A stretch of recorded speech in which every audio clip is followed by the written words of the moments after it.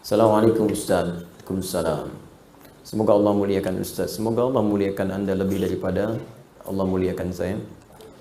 Ustaz, pada tahun kemarin tanggal 10 Desember saya waktu itu ada acara seminar, tiba-tiba saya menemukan uang 250.000. Kata guru saya, karena saya bilang kepada guru saya ada uang hilang, dan guru saya Ustaz juga. Ya, guru itu Ustaz. Ustaz itu bahasa Indonesianya guru. Guru itu bahasa Arabnya Ustaz. Ya. Dan guru saya Ustaz juga. Ya. Dia mengatakan, udah uang itu jadi milik kamu. Ini dia. Karena saya tidak tahu ilmunya, saya pakailah uang itu. Ya.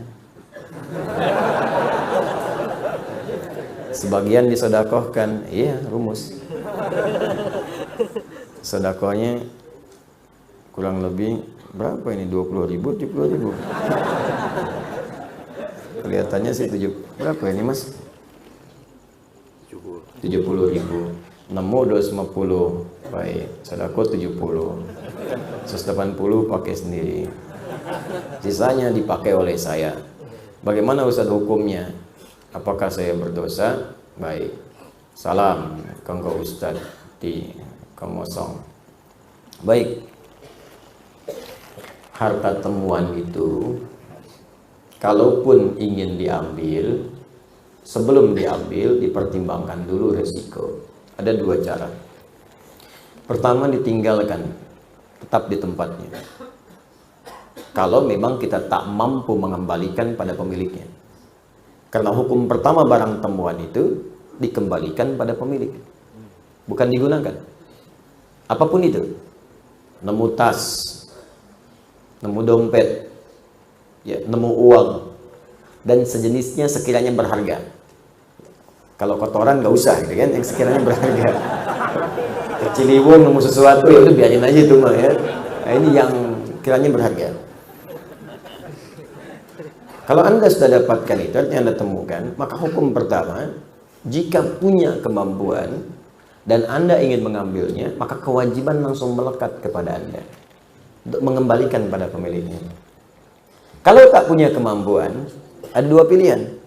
Imam meninggalkan itu supaya resiko beban tidak berpindah kepada Anda. Atau yang kedua, Anda infokkan pada orang lain yang mungkin lebih tahu dan lebih mampu untuk mengembalikan itu. Biasanya di sini ada pihak berwajib. Ya, sini ada saudara kita, misalnya ada Pak Eli, ada yang lain. Kembalikan lewat orang atau yang punya kemampuan, punya instrumen untuk melacak itu. Pak, saya menemukan uang ini, Pak. Saya tidak tahu pemiliknya siapa. Tapi yang kita rujuk itu punya kemampuan untuk melacak, ditemukan di mana, bisa melihat sidik jari, macam-macam dan sebagainya. Yang kira-kira bisa dikembalikan dengan nilai berharga, ya. Baik, tapi kalau Anda merasa di situ punya kemampuan atau ingin beramal soleh sekaligus mencari pemiliknya untuk dikembalikan, maka pertama niatkan untuk beribadah kepada Allah. Itu dulu. Ingat, kaidah ini penting. Nanti begitu Anda niatkan karena Allah, maka Allah akan melembutkan. Orang yang memiliki barang itu boleh jadi ada manfaat yang Anda dapatkan dari situ. Nanti saya berikan kisah lain terkait ini. Nah, apa yang terjadi kemudian? Maka berusaha kembalikan dulu. Cari jalan. Iman Anda mencari, nggak ada nih kemudian pemiliknya, nggak ada alamat, nggak ada macam-macam. Cari dulu, cari wasilah, tanyakan ini, tanyakan itu, ya, dan seterusnya.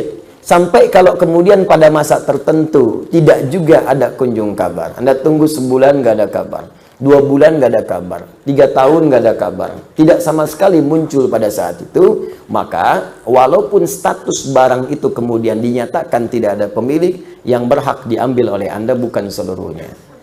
2/3 Anda sedekahkan, 1/3 Anda ambil. Jangan diambil semua. Ya, berikan kepada yang lain dulu. Hak yang lain berikan, Anda ambil sebagiannya. Jelas sampai sini? Baik. Tapi yang saya katakan sekali lagi, lebih baik kalaupun tak mampu, Anda serahkan kepada yang punya kemampuan untuk merujuk. Tapi kalau Anda kira-kira punya rasa, kayaknya si fulan nih, Anda ambil dan niatkan kepada Allah. Di situ nanti ada hal yang sangat indah. Pernah terjadi kejadian, seorang pejabat di Indonesia umrah, membawa uang cukup banyak, 3 miliar di kantongnya. Ya, pakai dolar dia bawa itu. Ini kisahnya tercerita langsung ke saya. Begitu kemudian teman-teman didapatkan itu, ketinggalan di bandara. Ya karena dia mau niat ibadah, ya sudahlah, biarin aja gitu kan. Dia jalan aja, sudah macam-macam. Tiba-tiba ada yang ngantarkan. Pak, katanya saya menemukan ini kayaknya punya bapak tadi. Dia, oh iya betul ya, katanya punya saya ini. Nih silakan. Udah begitu dia buka utuh semua, nggak ada ambil, nggak ada apa. Tiba-tiba dia ambil $20.000, langsung diberikan. Pak, bawa aja ini, silakan. Silakan katanya. Jangan Pak, saya karena Allah, bukan. Memang Anda kerjakan karena Allah. Nah ini bagian terima saya. Syukur saya kepada Allah, berterima kasih kepada Anda. Dia ambil $20.000, dia diberikan kepada dia. $20.000, 260 juta, langsung ambil. Berikan. Banyak kejadian begitu. Ada dulu yang ketinggalan seorang orang soleh, dermawan, orang kaya. Ketinggalan teman-teman sekalian, mutiara, hadiah untuk putrinya. Ya, jadi putrinya memasuki usia-usia yang cukup baik, usia sudah layak menikah, ketinggalan kemudian di sebuah toilet masjid. Jadi dia masuk toilet, tempat ada yang mengatakan tempat wudhu, ini kisah nyata. Jadi begitu dia berwudhu selesai, dia lupa ngambil itu. Sholat dia kan, pulang-pulang dia kaget kan, hilang, tidak ketemu. Balik lagi ngecek, udah nggak ada. Ternyata tiba-tiba ada yang mengetok pintu, seorang pemuda datang ke rumahnya dan mengatakan, saya menemukan ini, ada mutiara, ada macam-macam, dan saya melihat ada kartu di sini menunjuk kepada alamat ini. Saya pikir mungkin kartunya tidak penting, tapi saya lihat mutiara ini nampaknya sangat penting bagi Bapak. Silahkan Pak dicek lagi apa ada yang hilang atau ada hak-hak yang belum saya kembalikan. Begitu dibuka semuanya utuh. Apa yang terjadi? Dipanggil putrinya. Ketika dipanggil putrinya, dia katakan, nak, Bapak ingin memberikan hadiah ini tapi tertinggal tadi di musola, tiba-tiba datang seorang pemuda mengembalikan ini. Pemuda ini boleh jadi bukan mutiaranya yang penting, tapi pemuda ini yang dikirimkan oleh Allah menjadi bagian hadiah untukmu.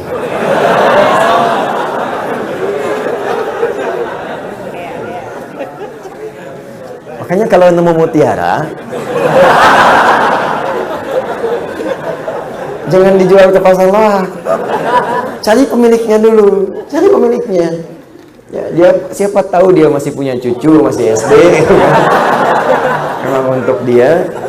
Mungkin jodohnya anak antum di kemudian hari. Bangun jadi kekerabatan, jadi teman kan. Mungkin pemilik perusahaan, mungkin macam-macam. Jadi bagian yang mungkin Allah datangkan rezeki di situ. Jelas ya? Terus kasus yang tadi bagaimana Ustaz? Anda ambil 70.000. Ya. Maaf, Anda berikan 70.000. Banyak kan Anda ngambilnya. Ya. 250.000. 250.000 bagi 3 berapa? Ayo cepat. Cepat tuh Joni. Berapa? 80 sekian, 82, ya kan? Maka ya sudah, Anda kembalikan aja dulu, tambahkan yang tadi, ya, keluarkan. Berarti kan yang Anda ambil 100, 250.000 kurangi 70, 180, ya kan?